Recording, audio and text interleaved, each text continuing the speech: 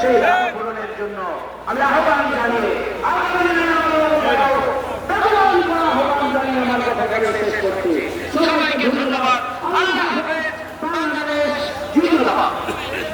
সম্মানিত সমাবেশ, এখন আমাদের বক্তব্য রাখবেন বাংলাদেশের জাতীয় ইসলাম পার্টির সম্মানিত মহাসচিব মাওলানা মুসা বিন ইসহাক। বক্তব্য রাখবেন মাওলানা মুসা বিন ইসহাক।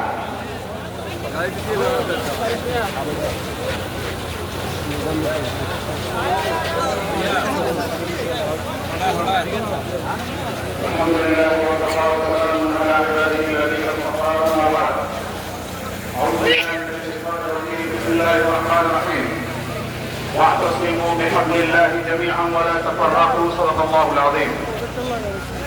বাংলাদেশ জামাতে ইসলামী কর্তৃক আয়োজিত আজকের এই ঐতিহাসিক জাতীয় সমাবেশের সম্মানিত মোহতারাম সভাপতি, এদেশের ইসলামী আন্দোলনের অন্যতম অগ্রনায়ক জনাব ডাক্তার শফিকুর রহমান, সম্মানিত জাতীয় নেতৃবৃন্দ, দেশপ্রেমিক তৌহিদি জনতা, আসসালামু আলাইকুম ওয়া রাহমাতুল্লাহি ওয়া বারাকাতুহু। আমি জুলাইয়ের এই মাসে সবার শুরুতে বিগত বছর বাংলাদেশকে নতুন করে সাধারণ